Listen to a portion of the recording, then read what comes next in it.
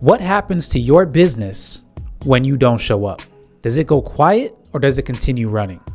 Because if your business stops when you do, you're not running a business. You're running a job that you own. And in this episode, we're going to break down why that is and exactly what it's going to take to change it. If your business cannot run without you, you don't own a business. You own a position. Welcome to Success Spectrum Podcast, where new entrepreneurs break free from limiting beliefs, build unshakable financial confidence, and step boldly into the life and business they were meant to create. What's going on, everyone? Welcome to another episode of the Success Spectrum Podcast, sponsored by Apex Affiliation. I'm your host, Kadeem McLean. A lot of entrepreneurs think they're building something, but what would happen if you disappeared for 2 weeks? No laptop, no phone, no you. Would your business keep going, or would things slowly fall apart?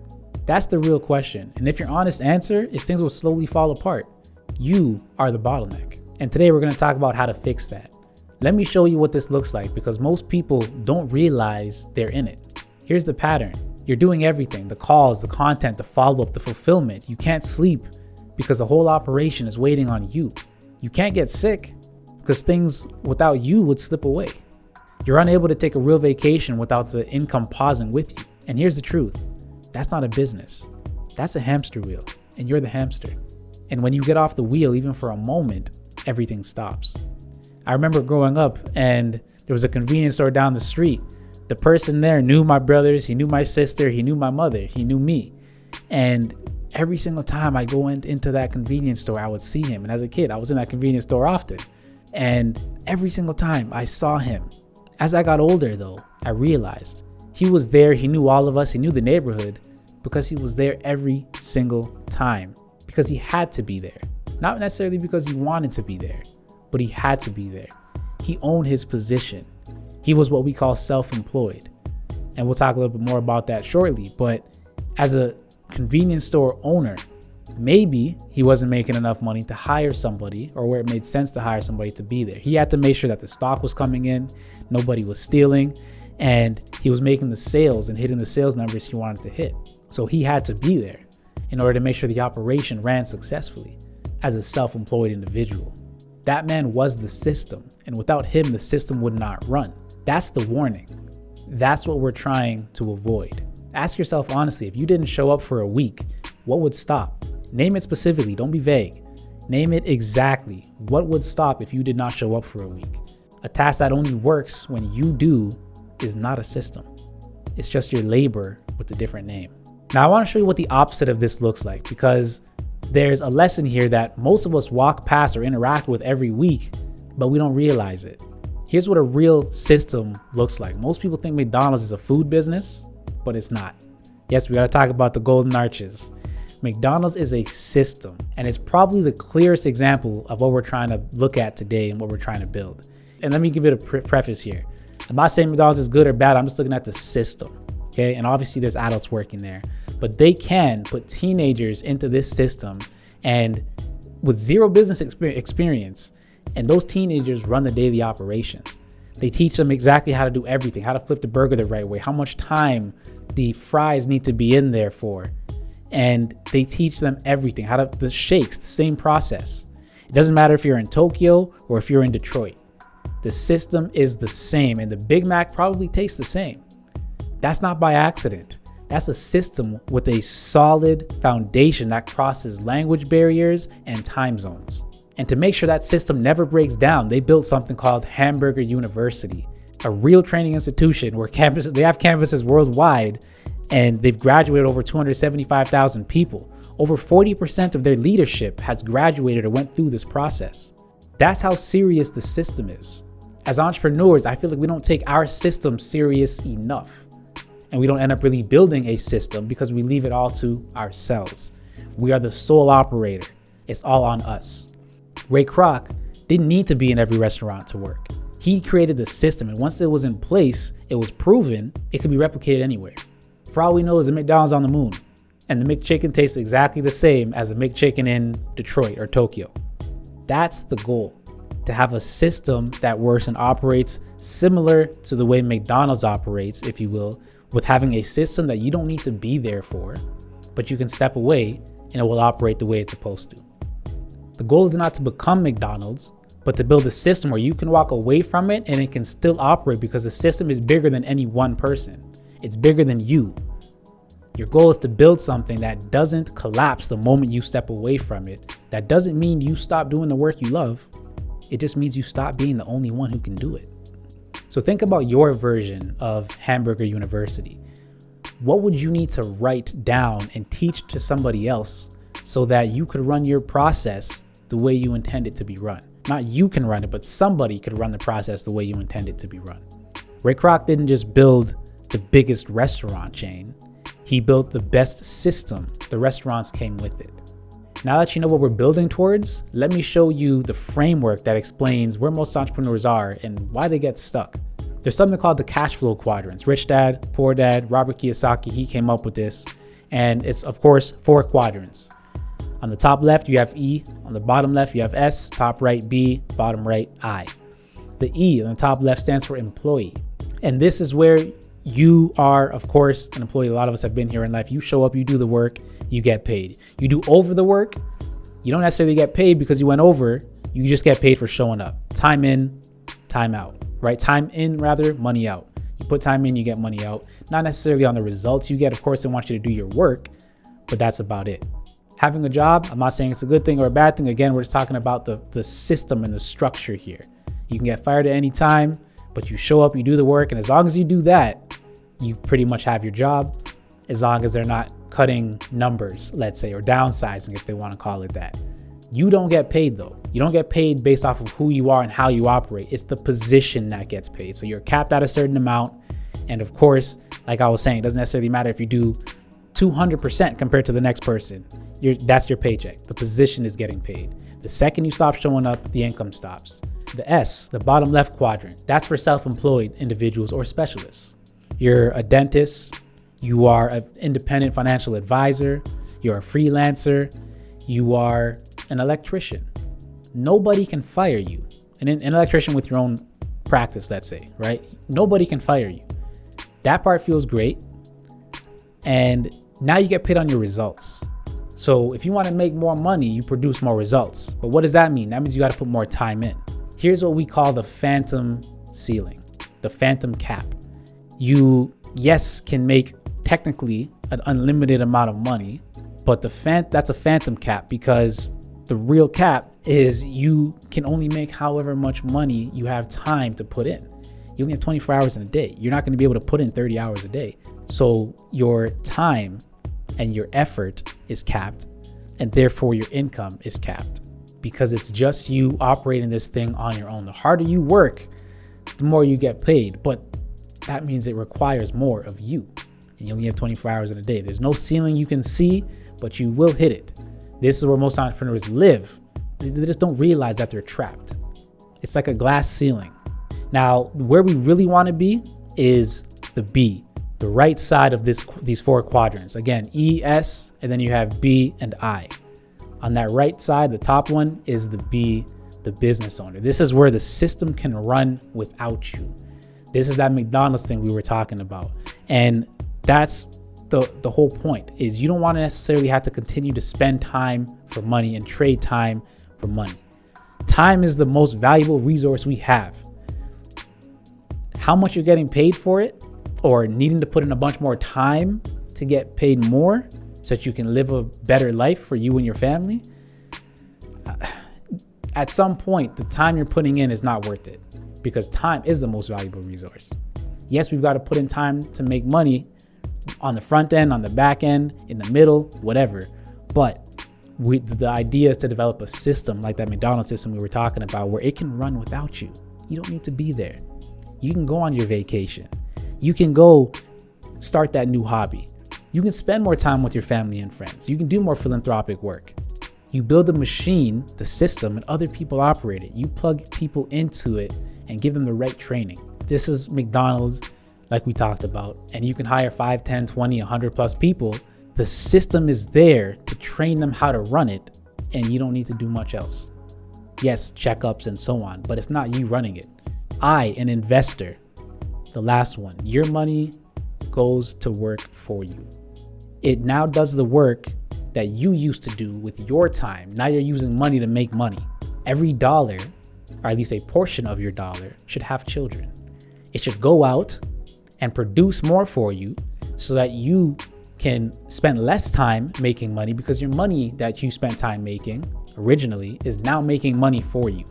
If you make $1 and you spend $1, you got nothing left. If you make $100,000 and you spend $100,000, you have nothing left.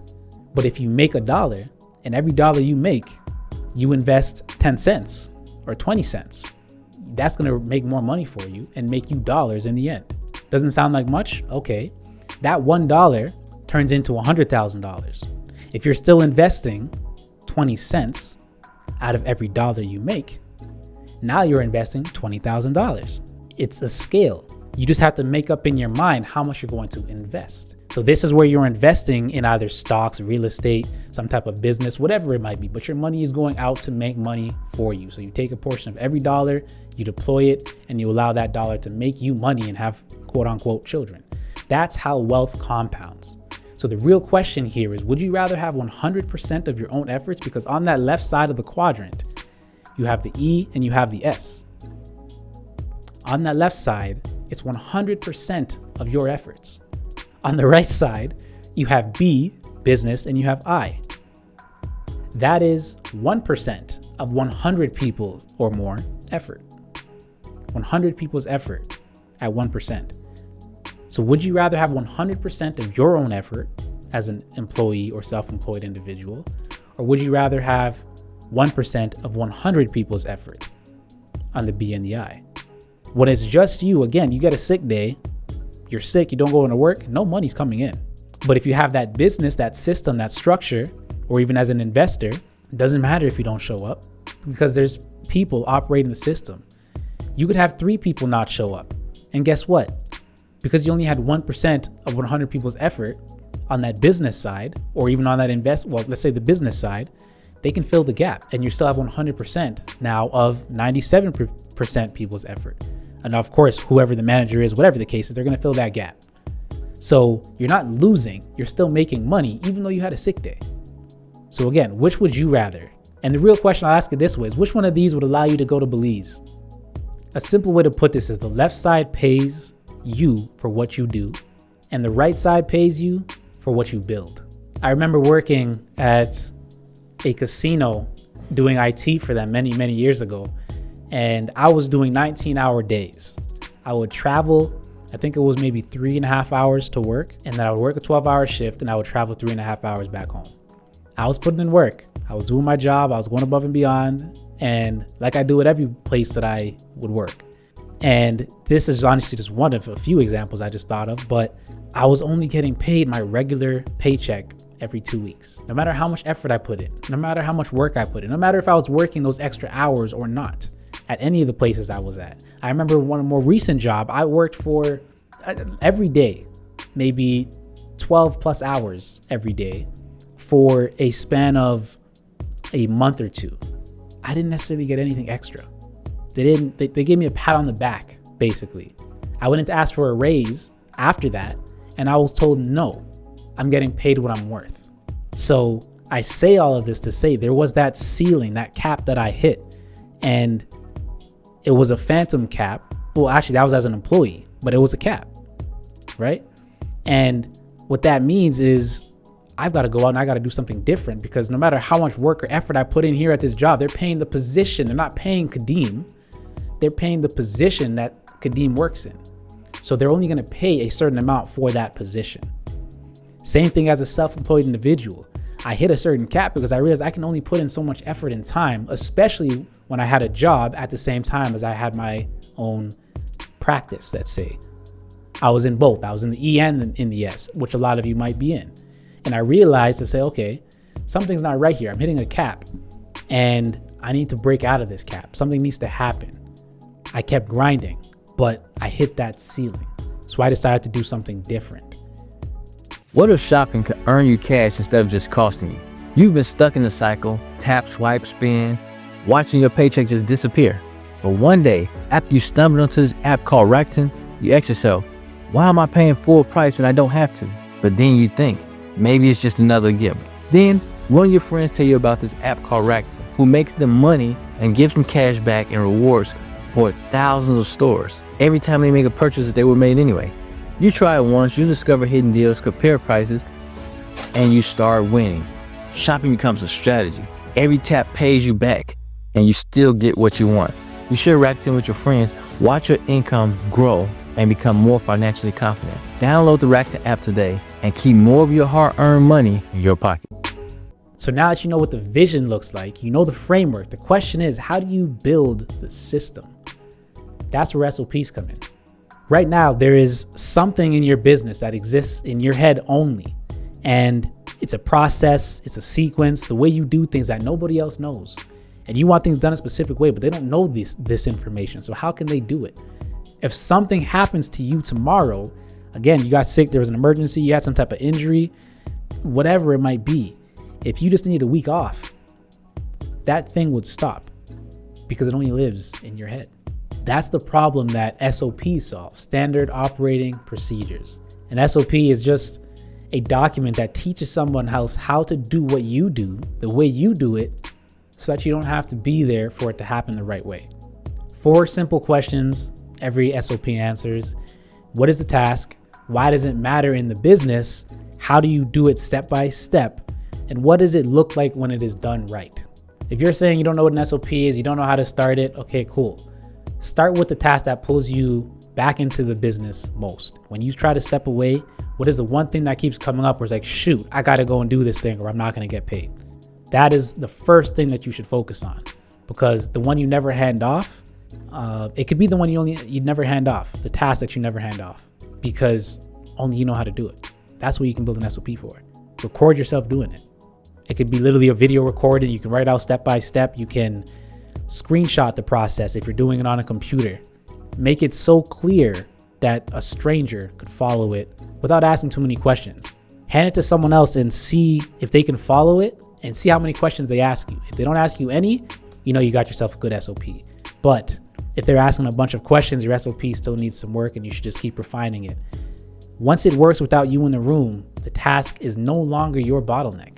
Now you have leverage with that task because somebody else can pick up that SOP and they can operate it, they can do it the way you want it done. So identify the one task in your business that only you know how to do. That's your first SOP. Don't do it next month, do it this week. Write it down, record it, document it, because if we keep putting it off, we're gonna stay in that S category when I know you wanna move to that B category. And SOP is how you clone your knowledge without being in the room. You're wishing for more time. You keep saying, oh, if only I had more time in the day. There's not enough time in the day. So, okay, great. An SOP is how you clone yourself. That's how you give yourself more time. Before your action plan, let me show you what this looks like when somebody actually applies and commits to this. Apex Coaching with Kadeem has helped me drastically in my coaching business. As a new entrepreneur who's juggling masters, a family of 4, and also getting new clientele when it comes to real estate, he's really helped me streamline and understand the clarity and also the need for financial stability and stewardship in order to grow. This growth has allowed me to enhance and help my family out in multiple ways. It helped my family out before we was even making any more money. So if he can help me with what I have without growing it, and then later I see it growing, that's a sign of a winner right there. So I implore you to join. I implore you to take the resources. I implore you to get the book. I implore you to employ Apex. We've covered a lot. The hamster wheel, McDonald's, the quadrants, SOPs, but I'm not going to give you a 10-step plan for the action plan. Because of all this, there's a lot in this episode. I just want to give you something very simple. You don't change what actually happens by just getting a bunch of information. You get it by taking action. And that's why this segment is important. So here's what moves the needle for you. Move number 1, and I'm just going to give you 2, right? Move 1, name the bottleneck. What is that bottleneck that we're referring to? Yes, currently it's you, but in your operation, what is your daily, weekly, whatever it might be, business bottleneck that if you were to stop doing it, money stops coming in? What is the one task in your business that would break down if you were not there? It doesn't need to be a list. It doesn't need to be 5 things, just one thing. The thing that if you got sick tomorrow would immediately become a problem. Write it down, put a name to it, because if you cannot build a system around something, you're pretending it isn't a problem. Number 2, write your SOP for it. Again, this week, record yourself doing it, document it, write it down step by step. Use ChatGPT or an AI if you need to come up with the process, or the bones rather, for the process of things that you know you've got to do, but make sure you look at it, refine it for your business and what you actually do. There's going to be some stuff you got to take out. There's going to be some things you got to add in there, but record yourself doing it, write it down, because the moment the SOP exists, you're no longer the only one who can do it. And that's the first brick in your system. And then I want you to sit with this question. What trip have you been putting off? What vacation have you been delaying? What part of your life is on hold because your business cannot function without you? Whatever that answer is, that's your why for building your system. Hold on to it. You don't need to stop doing the work. You need to stop being the only one who can do it. If the business stops when you stop, you're not running a business. You are the business. The S quadrant is a trap that has no visible ceiling. Again, it's that glass ceiling, but you will hit it, because as you get closer, you'll realize you bunks your head and you'll wonder what's going on. You hit that ceiling. You only have 24 hours in a day. McDonald's did not become what it is because Ray Kroc decided, I'm going to go into every single McDonald's in the world as we're going to build it, and I'm going to work harder. It became what it is because he built a system that worked without him.